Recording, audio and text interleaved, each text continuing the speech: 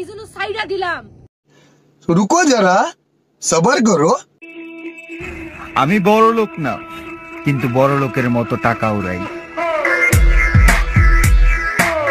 আসলে ভাইয়ের কাছে কিন্তু অনেক টাকা আছে, তারপরে মেয়েদেরকে ফ্রিতে খাওয়ায়, আর মেয়েরা কিন্তু এরকম ছেলে বেশি পছন্দ করে।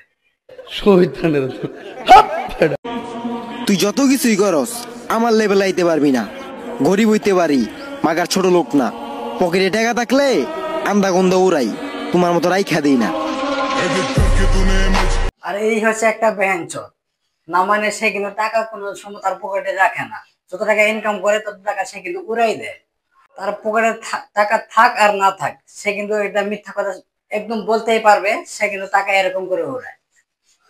আমার চ্যাটার বাল মেকআপ করান লাগে না, চুলের কাটিং ঠিক থাকলে আঙ্গর নায়কের মতো লাগে।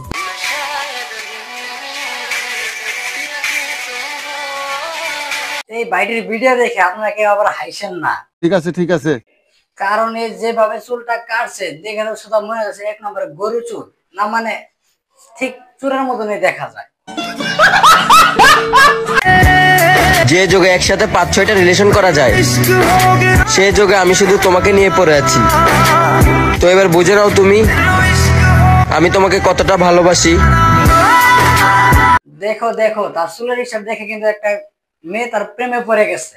আর সে যে কাটিংটা দিছে এটা হলো চুলের কাটিং না, মানে গরু চুল, সেটাতে ওর মেয়েটা জানে না।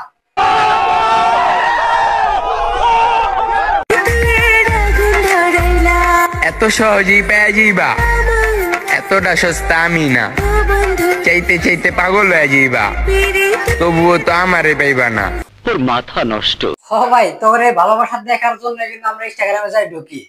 চেহারাটা মনে রাখো। তা কেন ভাই, তোমার চেহারাটা আমরা মনে রাখবো। আবারও দেখা হবে একই চেহারায় ভিন্ন রূপে। আপাতত হার মেনে নিলাম। আমার মনে হয় কি ভাইটা মানে চুল আমাদের গু কালার কইরা তারপর আবার নতুন করে ফিরে আসবো।